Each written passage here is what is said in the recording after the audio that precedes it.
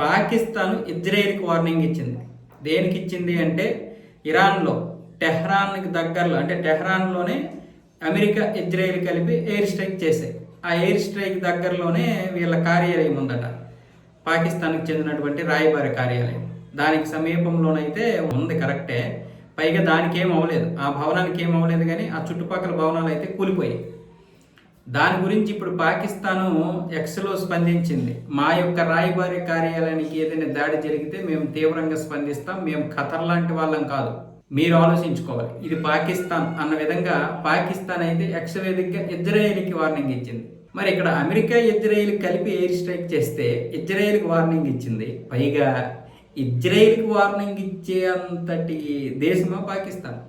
అంటే ఒకటి పడేద్దాం ఎక్స్లో, ఎలాగో మన వైపు ఇజ్రాయెల్ ఇప్పుడైతే రాదు కదా, ఒక మాట అన్నంత మాత్రాన్ని పోయేదేముంది, మనం కూడా ఇజ్రాయెల్ని ఎదిరించామని చెప్పుకోవచ్చు కదా అన్న విధంగా ఒక వార్నింగ్ ఇచ్చింది. దీన్ని ఇప్పుడు కాదు, 1980లో లేపేసేవాళ్ళు. ఇందిరాగాంధీ పాకిస్తాన్ మీద ప్రేమతో ఆపింది. అసలు ఇజ్రాయెల్ అప్పటికే వచ్చేసింది, వీళ్ళు అటామిక్ బాంబులు తయారు చేస్తున్నారు, అది మీకు ప్రమాదమే మాకు ప్రమాదమే, పాకిస్తాన్ దగ్గర అణ్వాయుధాలు ఉంటే ఇరాన్కి ఇస్తుంది, ఇరాన్ మా మీద దాడి చేస్తుందేమో అని. మిగతా ముస్లిం దేశాలకు ఇచ్చిన ప్రమాదమే, అలాగే మీకు ప్రమాదమే ఇందిరాగాంధీ దగ్గరికి తెస్తే సరే సరే అన్నారు. జామ్నగర్లో మొత్తం ఆపరేషన్ అంతా మొదలెట్టేసిన తర్వాత వద్దొద్దనేసింది ఇందిరాగాంధీ. మళ్ళీ నా ముద్దు బిడ్డలకి ఏదైనా అయితే నేను తట్టుకోలేను అన్న విధంగా.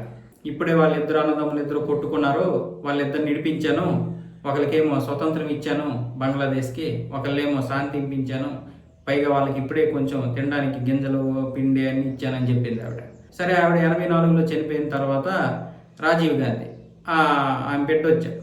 ఆయనేమొచ్చేసి ప్రపంచం ఏమైనా ఉంటుందేమో, మళ్ళీ పాకిస్తాన్ మీద దాడి చేస్తే మా అమ్మగారు కూడా నన్ను తిడతారు, ఆవిడ ఆత్మ కూడా శాంతించదు పాకిస్తాన్ మీద దాడి చేస్తే, సో నేను మీకు ఎటువంటి అనుమతులు ఇవ్వలేనని చెప్పేశాడు. ఆ తర్వాత అది అలా మూలన పడిపోయింది. దాంతో అది అణ్వాయుధాలు కలిగినటువంటి దేశంగా తయారైపోయింది మన చేతగానితనం వల్ల. ఇప్పుడు అది వార్నింగ్లు ఇస్తుంది, వార్నింగ్లు ఇచ్చే స్థాయికి వెళ్ళిపోయింది. అంటే కేవలం అణ్వాయుధాలు ఉన్నాయని ముస్లిం సమాజం కూడా పాకిస్తాన్ ఎంతో కొంత దేకుతుంది, లేకపోతే అది కూడా దేకదు.